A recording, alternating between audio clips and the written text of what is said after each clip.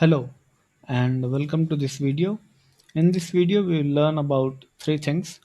One is order of arguments, then we will learn about scope, and finally we will learn about nested functions. So to begin with, we start with the order of arguments. There are four different kinds of arguments as you know from our previous video: positional, default, variable list, and variable keyword arguments. So the order of receiving this is first you receive positional arguments, which is x in f. Then you have positional argument, default argument, which is y is equal to 10. Then you receive variable list, and then you receive variable dictionary, which is the keyword argument. Now, as you have seen our previous video, what will be the output? So the order, you must remember that this is the order in which you receive. For example, if I take this out and I write y is equal to 10, then it will throw a syntax error here. So it says non-default argument follows default argument. So that is not allowed. Now we come to the scope of variable. There are four different kinds of scopes in Python. First is global scope.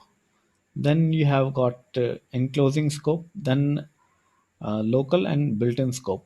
So let's comment this out and see the scope in behavior. So say this is a file which we have named scope.py, then this is our global scope. I'm sorry for the background noise which you might hear because I live in a very noisy area. So has global scope over here, but even this global scope spans only the length of module. So it is constrained to one file. Then in the function, you see I have two names, z and y. So these are of local scope. And then we have got z. So z is local scope which is being returned. So here the value of z will be 100 because I have referenced x from here. But you can't change this. For example, if I say x is equal to 90 and I say comma x, you'll see it will print 199.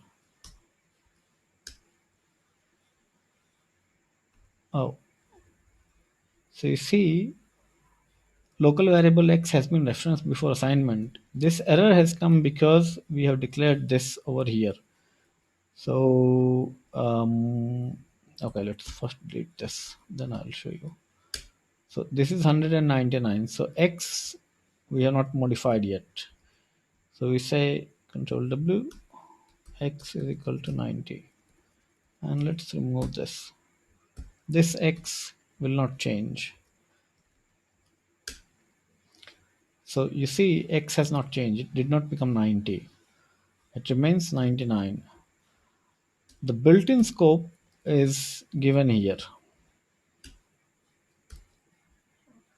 Let's hide this. So let's see what are all the components of built-in. So you see these are all the built-in scope names. If you use these as a variable, it will override that variable, that particular component, which may be a function or which may be an exception. So for example, if I say that here a function hider which uses the built-in name open is equal to 1 and then tries to open the file with that. Then what happens is when you say open is equal to 1, it hides the name open of built-in, and no longer you can use open in the scope of hider function to open a file. So you'll see it throws an exception. So it throws a type error because int object is not callable. Now let's proceed further and see the way you reference global variable in your function. So this we have already seen. So we comment this out. There are several ways to access a global variable. So in this function, it doesn't do anything. Var is a local variable. Over here, you refer it with global keyword and then you add one. Then you refer it by importing the file. And third is you put it in sysmodules.scope, sysmodules, and then you refer the var variable. And in the test function, I have called these.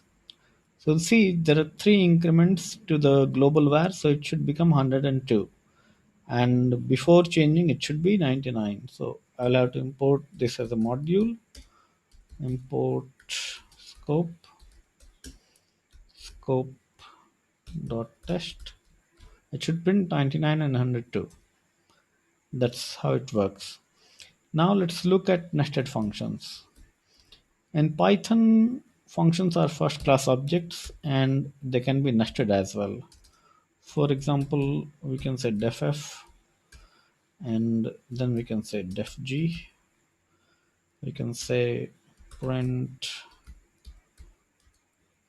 in f and we say print in g and then we call g here. Notice that this function g will not be accessible from outside of f. It can be only called from f. Now, let's see this. So it says in f and in g. Suppose there is a variable here x is equal to 10 and I want to access that, then you can say non-local x is equal to x plus 1 and here you can print it after calling print x, so it should increase. You see it prints 11, so that's how you refer to the enclosing scope. So we have discussed all the scopes here: local, enclosing, global, built-in. Now you can refer to these point-wise items to remember how scope works. In the next video, we will use nested function to create closures.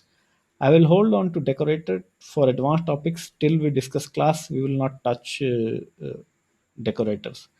I hope you have found this video informative, and if you like this video, please subscribe to the channel and hit the like button so that you get notifications about new videos.